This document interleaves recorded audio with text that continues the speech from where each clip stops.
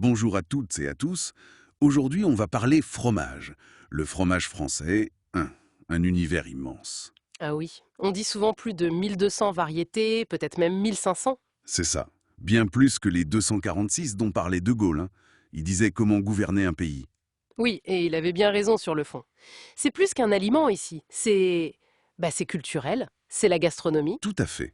Et entrer chez un fromager, c'est vrai que ça peut être un peu intimidant parfois, vu le choix. Exactement. C'est excitant, mais on peut s'y perdre un peu. Alors justement, l'idée aujourd'hui, c'est de donner quelques repères, quelques clés. On pourrait commencer par la base, non? Le fameux terroir. Ah, le terroir, c'est essentiel. C'est un mélange unique du lieu, le climat, le sel, et puis le savoir-faire des gens. D'accord. Et c'est ça qui va donner le goût, la texture spécifique. C'est exactement ça. Et pour protéger cette typicité, on a des outils qualifiés, les labels AOP, AOC. Appellation d'origine protégée ou contrôlée, ça garantit quoi concrètement? Ça garantit l'origine géographique, bien sûr, mais aussi les méthodes de fabrication traditionnelles, la qualité globale. Il y en a 51 pour les fromages beurre et crème. Et c'est contrôlé sérieusement, j'imagine. Ah oui, il y a des milliers de contrôles par an, genre 6000. C'est pas juste une étiquette. D'accord. Et dans ces méthodes, on entend souvent parler du lait cru. Pourquoi c'est si important? Alors le lait cru, c'est le lait qui n'a pas été chauffé, pas pasteurisé. Beaucoup pensent qu'il transmet mieux les saveurs du terroir, ce que les bêtes ont mangé, la flore locale. Plus de complexité donc. Oui, voilà, des saveurs plus riches, plus nuancées. C'est pour ça que beaucoup d'AOP l'exigent. Mais bon, ça pose question ailleurs. Comment ça va?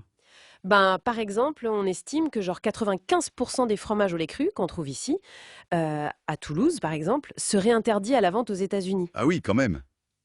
Ça montre le décalage. C'est ça. Et même en France, pour une AOP comme le Saint-Nectar, on a le choix. Fermier fait à la ferme au lait cru ou laitier fait en laiterie, souvent avec du lait pasteurisé. Intéressant. Et la saison, ça joue aussi. Absolument. Le goût n'est pas le même si le fromage est fait en été avec les bêtes en alpage, on parle de fromage d'estive, ou en hiver. C'est fou toute cette diversité. Alors pour s'y retrouver un peu, on les classe comment ces fromages? Par famille, c'est ça? Oui, on parle souvent de grandes familles classées selon la technique de fabrication. Ça aide à comprendre les grandes différences de texture, de goût. On pourrait peut-être en voir quelques-unes, juste pour illustrer. R. Exactement. Le brie d'Aumeau, AOP. Le camembert de Normandie, AOC. Texture douce, crémeuse, et cette croûte blanche un peu duveteuse. C'est un champignon, le Penicillium camemberti. D'accord, je vois. Et à l'opposé, quelque chose de plus fort. Alors là, on pourrait aller vers les pâtes molles à croûte lavée. Croûte lavée. Oui, pensez à l'époise AOP ou au maroilles AOP.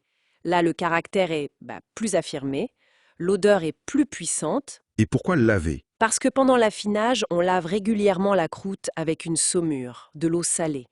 Parfois, on ajoute un alcool local. Pour les poisses, c'est du marc de Bourgogne. Ça donne cette couleur orangée et ce goût typique. Ah d'accord. Changement total d'ambiance. Et pour les fromages plus durs, comme le comté. Alors ça, c'est encore une autre famille. Les pâtes pressées cuites. Comté, AOP, Beaufort, AOP. Ce sont souvent de grosses meules. Cuites, ça veut dire quoi? Ça veut dire que le caillé, après avoir été découpé, est chauffé à plus de 50 degrés Celsius, en général, avant d'être mis dans les moules et pressé fortement. Et ça donne quoi? Ça donne une pâte ferme et surtout ça permet un affinage très long. Plusieurs mois, parfois 1 an, 2 ans, voire plus pour certains comtés. C'est là qu'elle développe ses saveurs de noisettes, de fruité, très complexes.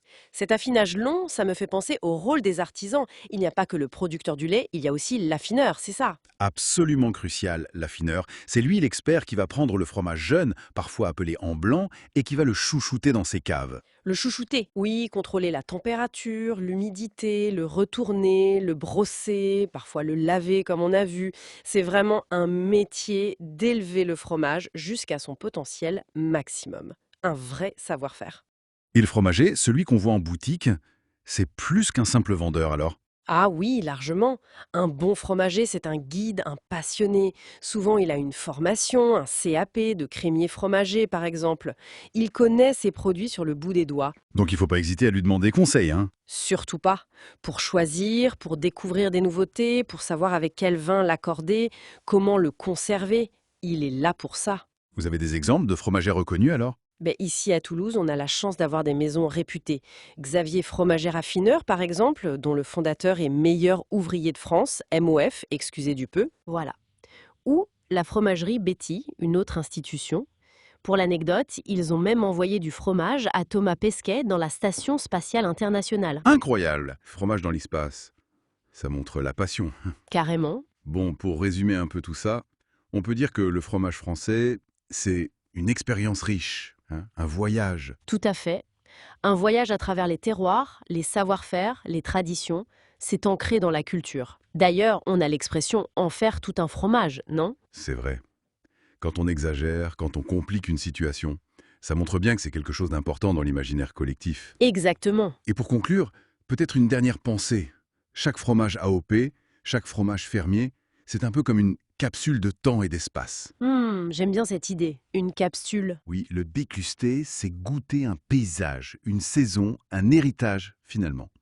Alors, quelle sera la prochaine destination qu'on aura envie d'explorer dans notre assiette? Voilà une question pour ouvrir l'appétit.